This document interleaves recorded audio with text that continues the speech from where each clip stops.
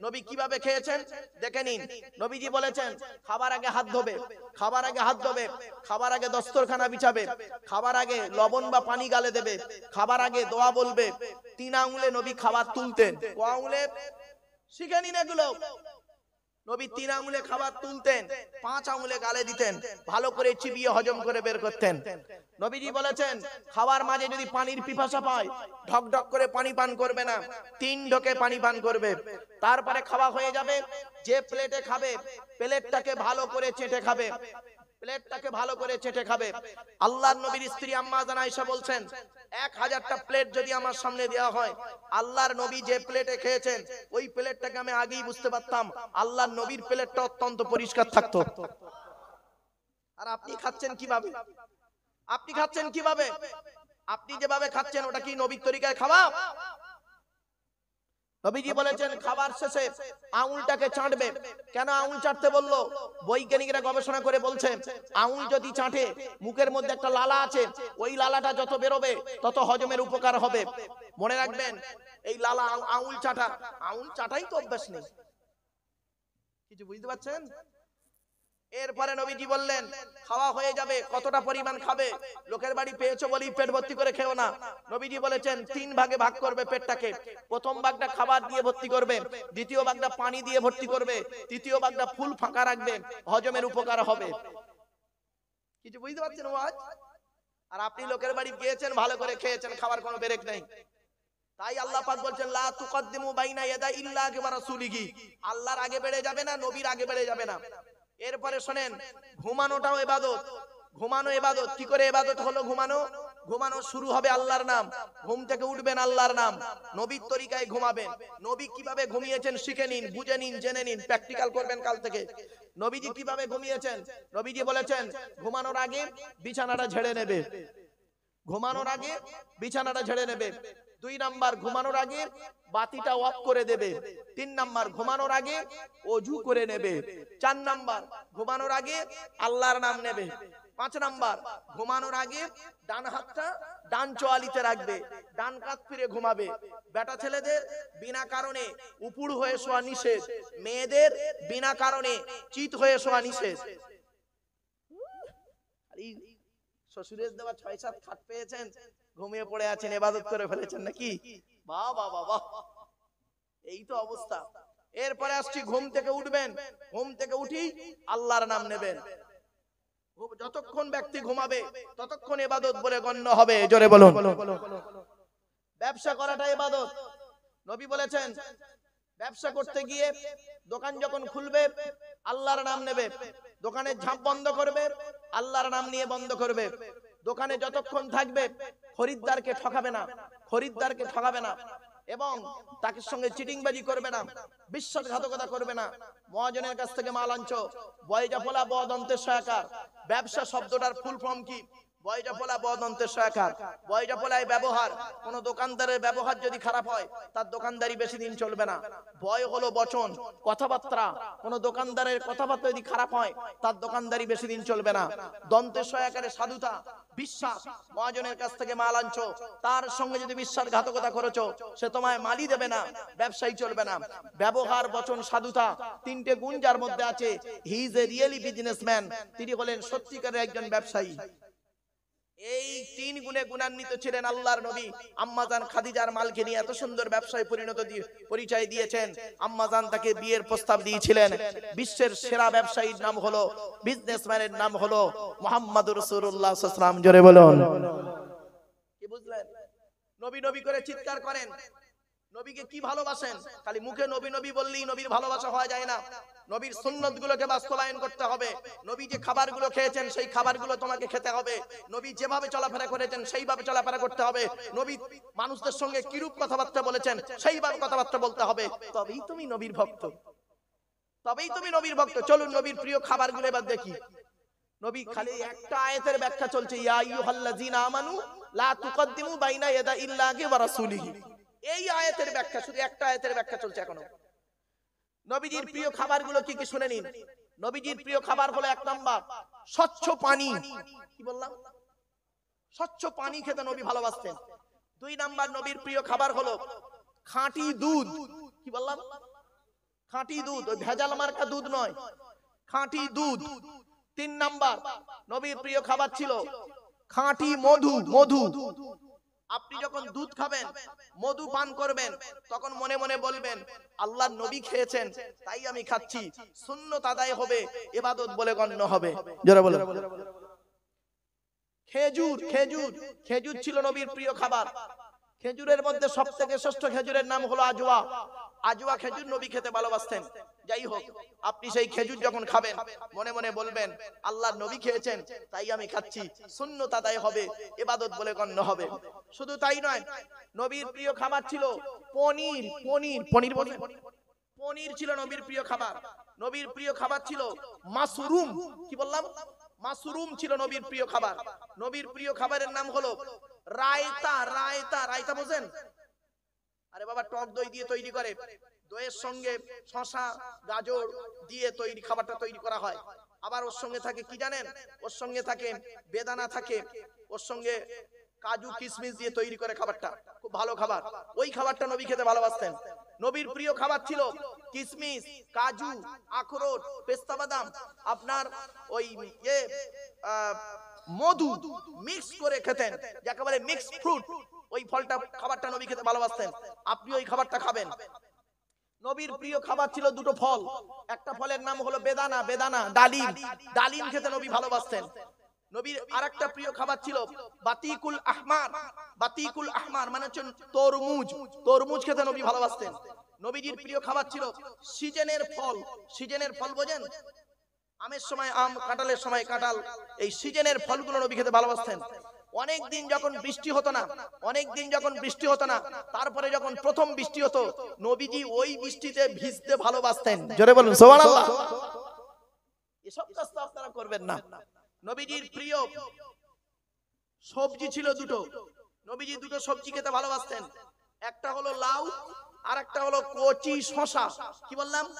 কচি শসা। কচি শসা খেতে নবী ভালোবাসতেন। কেন? কানাডার টরন্টো ইউনিভার্সিটি অ্যানাটমি বিভাগের প্রফেসর, বিখ্যাত পণ্ডিত বৈজ্ঞানিক উইলিয়াম সার্ভেন, উনি বলছেন মুহাম্মদ সাল্লাল্লাহু আলাইহি ওয়াসাল্লাম কচি শসা কেন খেত? গবেষণা করত। গবেষণা করে বলছেন মুহাম্মদ সাল্লাল্লাহু আলাইহি ওয়াসাল্লাম কচি শসা খেত। শসা কতটা উপকারী জানেন? শসা ব্রেন ঠিক রাখে, হার্ট ঠিক রাখে, লিভার ঠিক রাখে, কিডনি পরিষ্কার করে, ব্লাড ঠিক রাখে। শুধু তাই নয়, পেট পরিষ্কার করে। শসা নিজে হজম হতে পারুক আর না পারুক, অপরকে হজম করে বের করে দেয়। 1500 বছর আগে আমার নবী যে খাবারটা খেলেন, সেই খাবারটা মুসলমানরা স্যালাড করে খেলো, একবার নবীর স্মরণ করলো না। ঠিক না বেঠিক? নবীর প্রিয় খাবার ছিল দুটো মাংস। দুটো মাংস, গোস্ত খেতে নবী ভালোবাসতেন। 1 নম্বর গোস্ত বা মাংসের নাম ছিল কি? বকরির পাঁজরের মাংস। আপনারা কি বলেন ওটাকে? বকরির পাঁজরের মাংসকে কি বলেন? কাঠির মাংস নাকি সিনার মাংস, যাই হোক, ওই বকরির পাঁজরের মাংস খেতে নবী ভালোবাসতেন। আর একটা মাংস খেতে ভালোবাসতেন, গোস্ত খেতে ভালোবাসতেন, সেটা কি? সেটা হলো মোরগের মাংস। কি বললাম? মোরগের গোস্ত খেতে নবী ভালোবাসতেন। নবীর প্রিয় খাবারগুলো বললাম। এছাড়া নবী খেতে ভালোবাসতেন রুটি। রুটি খেতে ভালোবাসতেন, জবের রুটি। এখন আপনি বলবেন তাহলে আমরা তো ভাত খাই, এটা স্বাভাবিক কথা। আরবের ভৌগোলিক পরিবেশে গম বেশি হয়, চাল কম হয়। আর পশ্চিম বাংলার ভৌগোলিক পরিবেশে গম কম হয়, চাল বেশি হয়। ঠিক না বেঠিক? এই জন্য সবটাই খালি আরবের সঙ্গে মেলাতে যাবেন না, ফেঁসে যাবেন। সবটাই আরবের সঙ্গে মেলাতে যাবেন না। আরবের ভৌগোলিক পরিবেশে গরু কম হয়। আরবের ভৌগোলিক পরিবেশে গরু কম হয়, উট বেশি হয়, বকরি বেশি হয়, ভেড়া বেশি হয়, দুম্বা বেশি হয়। আর ভারতের ভৌগোলিক পরিবেশে গরু বেশি হয়, ছাগল বেশি হয়, মহিষ বেশি হয়, উট কম হয়, দুম্বা পাওয়াই যায় না। ঠিক না? এজন্য বুঝতে হবে, এই বোঝাটা আমাদের মধ্যে নেই বলেই আমরা নিজেদের মধ্যে মারামারি, কামড়া কামড়ি, একে অপরের মধ্যে দ্বন্দ্ব করেই পড়ে থাকি। তাই আল্লাহ পাক বলছেন, কোরআন পরিষ্কার বলে দিয়েছেন, লা তুকদ্দিমু বাইনা ইয়াদা ইল্লাহি ওয়া রাসূলিহি। হে নবী, হে ইমানদার বান্দাগণ, লা তুকদ্দিমু বাইনা ইয়াদা ইল্লাহি ওয়া রাসূলিহি। আল্লাহ এবং নবীর আগে বেড়ে যাও না। আল্লাহর আগে বাড়াটা কি? আল্লাহ কোরআনে বলেছেন সুদ খাওয়া হারাম। কি? সুদ খাওয়া হারাম। যারা নবীজির ব্যাখ্যায় বলেছেন, যারা সুদ খায়, যারা সুদ খায় তারা তাদের মায়ের সাথে জেনা করার মতো পাপ কাজ করে। সুদ এতটাই হারাম। আরো বলা হয়েছে, কোরআনে বলা হয়েছে মদ খাওয়া হারাম। মদ খাওয়া হারাম। শুনে নিন, যারা মদ খায় তারা ফুপু এবং খালার সঙ্গে ব্যভিচার করার মতো পাপ কাজ করে। নবীজি বলেছেন, আমার কথা নয়। নবীজি আরো বলেছেন, যারা মদ খায় তাদের মুখ 40 দিন নাপাক থাকে। শুধু তাই নয়, নবীজি আরো বলেছেন, যারা মদ খায় নবীজির জামানায় তাদেরকে 40 ঘা করে বেত মারা হতো। কত ঘা? 40 ঘা বেত মারা হতো মদ খেয়ে মাতলামি করলে। আপনারা কি ভাবছেন? শুধু তাই নয়, হযরত ওমর রাদিয়াল্লাহু তাআলা আনহু যুগ যখন এলো তখন করা হলো কি, ওই 40টাকে ডবল করে 80 ঘা বেত করা হলো। এত সহজ ইসলাম। এরপরে আসছি, নবীজি বললেন, যারা মদ খেয়ে মারা যায়, মদ খেয়ে যারা মারা যায় আর পেটে যদি মদ রয়ে যায়, ওই অবস্থায় যদি ওদেরকে মাটি দিয়ে দেন, কিয়ামতের মাঠে আল্লাহ পাক ওই ব্যক্তির মুখের দিকে তাকাবেন না। মদ হলো হারাম। মদ এতটাই হারাম, কিন্তু মদ খাওয়াতে মানুষ ব্যস্ত। পৃথিবী ধ্বংসের লক্ষণগুলো তার মধ্যে একটা হলো কি, নবীজি বললেন পৃথিবী ধ্বংসের লক্ষণ হলো 1 নাম্বার বিদ্যা উঠে চলে যাবে। মাধ্যমিক উচ্চ মাধ্যমিক বিএ পাস আলেম হাফেজ সব বেড়ে গেছে। বুড়ো বুড়ি বাম্মার অনেকে ভাতও দেয় না, খবরও নেয় না। শুনে রেখে দিন, টাকা পয়সা যদি ব্যয় করতে হয়, সর্বপ্রথম টাকা পয়সা কার পিছনে ব্যয় করবেন? কোরআনে আল্লাহ পাক বলে দিয়েছে। আমার কথা নয়, আমার বাপের কথা নয়, কোরআনের কথা বলছি, শুনে নিন। পবিত্র কোরআনের একজন সাহাবী এসেছেন নবীর কাছে। সাহাবীটার নাম হলো আমর জামু। কি বললাম বাবা? আমর জামু রাদিয়াল্লাহু তাআলা আনহু। উনি প্রচুর টাকার মালিক ছিলেন। নবীজির দরবারে এসে বলছেন, ইয়া রাসূলুল্লাহ, আল্লাহ আমার অনেক অর্থ দিয়েছে, টাকা পয়সা কোথায় ব্যয় করলে আল্লাহ খুশি হবে একটু বলে দিন। তো নবীজি চুপ করে আছেন, ওনার কথা শুনে চুপ করে আছেন। আমার নবী নিজের থেকে কোনো কথা বলতেন না। ওমা ইয়ানতাকু আনিল হাওয়া ইন হুয়া ইল্লা ওয়াহয়ুন ইউহা, আল্লাহর ওহী ছাড়া কথা বলতেন না। নবীজি চুপ করে বসে আছেন। কিছুক্ষণ পরে ওনাকে কেন্দ্র করে কোরআনের এই আয়াত নাযিল হলো, ইয়াসআলুনাকা মাযা ইউনফিকুন কুল মা আনফাকতুম মিন খায়রিন ফালিল ওয়ালিদাইনি ওয়াল আকরাবিন। পবিত্র কোরআন 2 নম্বর পারার 12 নম্বর পৃষ্ঠা 13 নম্বর লাইন, সূরার নাম সূরা বাকারা। সেখানে বলা হয়েছে কি, ইয়াসআলুনাকা মাযা ইউনফিকুন, নবী তোমাকে ওরা প্রশ্ন করছে টাকা পয়সা কোথায় ব্যয় করলে আল্লাহ খুশি হবে।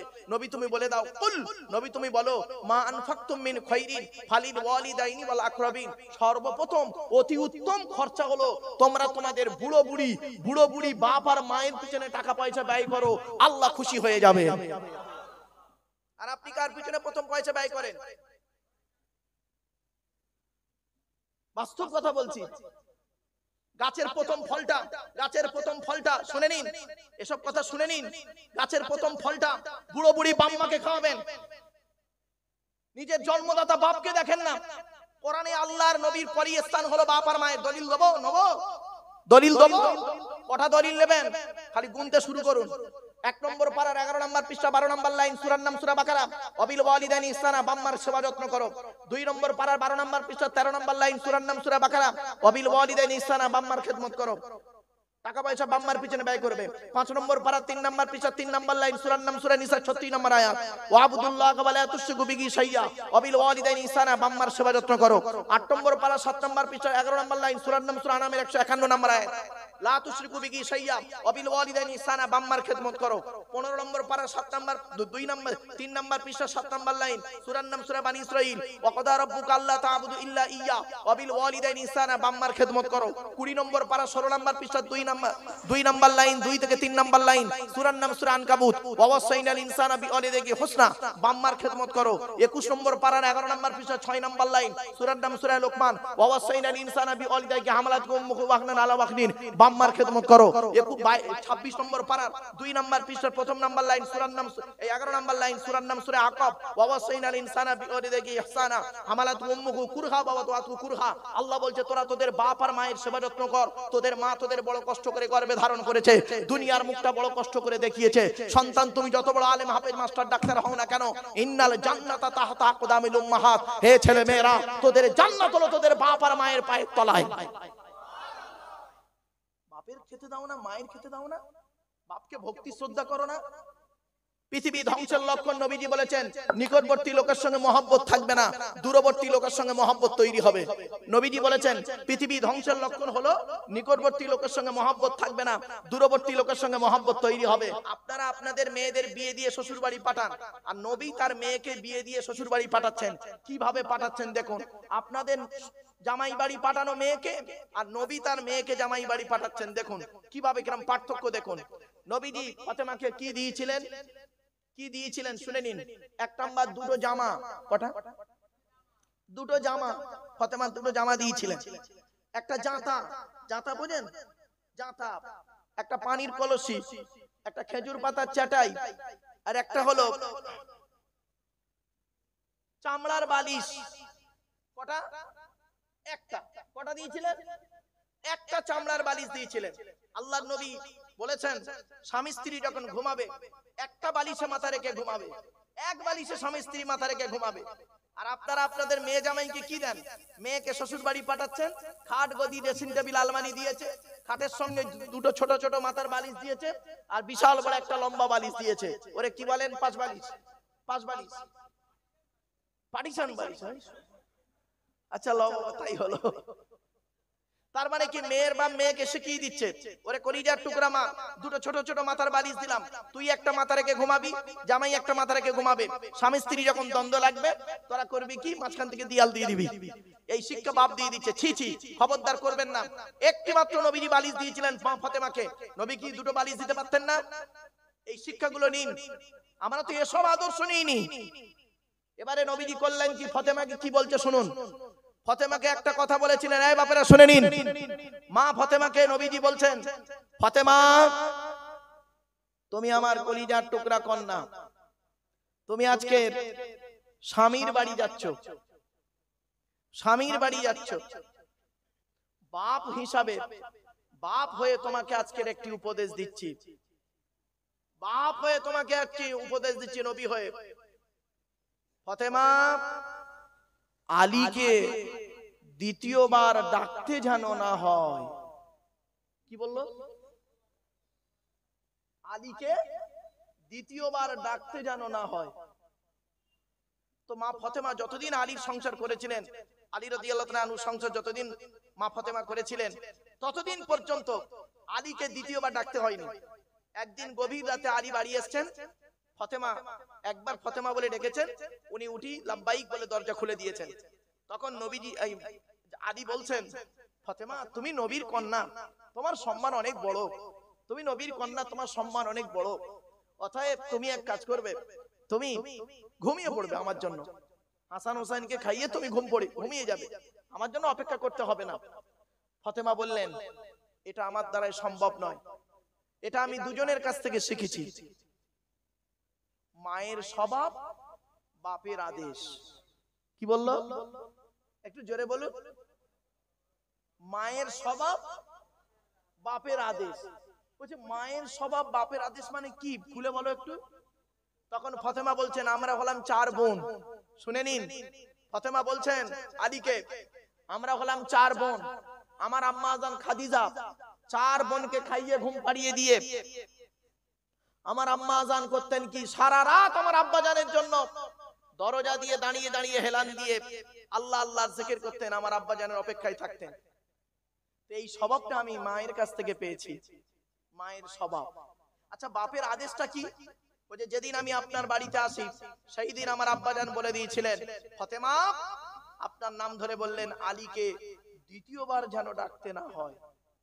তাই আমি ততদিন বাপের আদেশ পালন করেছি। আল্লাহ যতক্ষণ ক্ষমতা দিয়েছে, আপনি এক ডাকে আমি আপনার ডাকে সাড়া দিই। বাপের আদেশ, মায়ের স্বভাব। কিছু বুঝতে পারছেন ওয়াজ আমার? চলো। আর আপনারা কি করেন তার কোনো ঠিক নেই। আমার নবীর প্রিয় খাবারগুলো আপনারা তো খান, কোনদিন তো মনে মনে ভাবেননি নবীর প্রিয় খাবারগুলো কি, তা তো দেখেননি। নবীর খাওয়া সুন্নত খালি বলেছেন, ওয়াজ করেছেন। মধু খাওয়া সুন্নত, মধু খাওয়া সুন্নত, মিষ্টি খাওয়া সুন্নত, কিন্তু সেটা তো বাস্তবায়ন করেননি কোনদিন। ইবাদত কাকে বলে? ইবাদত কাকে বলে শুনে নিন। ইবাদত যাকে তাকে বলে না, যে কাজের শুরু হবে আল্লাহর নাম, শেষ হবে আল্লাহর নাম। কি বললাম বাবা? শুরু হবে কার নাম? আল্লাহর নামে কাজটা শুরু হবে, শেষ হবে কার নামে? আল্লাহর নামে শেষ হবে। অন্য কারোর নামে শেষ হলে ইবাদত হবে না। শিখে নিন, শুরু হবে আল্লাহর নাম, শেষ হবে আল্লাহর নাম। নবীর তরিকায় কাজটা হবে, নবীজি যেভাবে কাজটা করেছেন ওইভাবে কাজটা করতে হবে। টোটাল কাজটা ইবাদত বলে গণ্য হবে। জোরে বলো। খাওয়া ইবাদত, ঘুমানো ইবাদত, মসজিদে ঢোকা ইবাদত, মসজিদে নামাজ পড়া ইবাদত। শুধু তাই নয়, আপনি ব্যবসা করবেন ইবাদত, খাওয়া ইবাদত মানে শুনে নিন, খাওয়া শুরু হবে আল্লাহর নাম, খাওয়া শুরু হবে আল্লাহর নাম, শেষ হবে আল্লাহর নাম। নবীর তরিকায় খেতে হবে, নবী যেভাবে খেয়েছেন।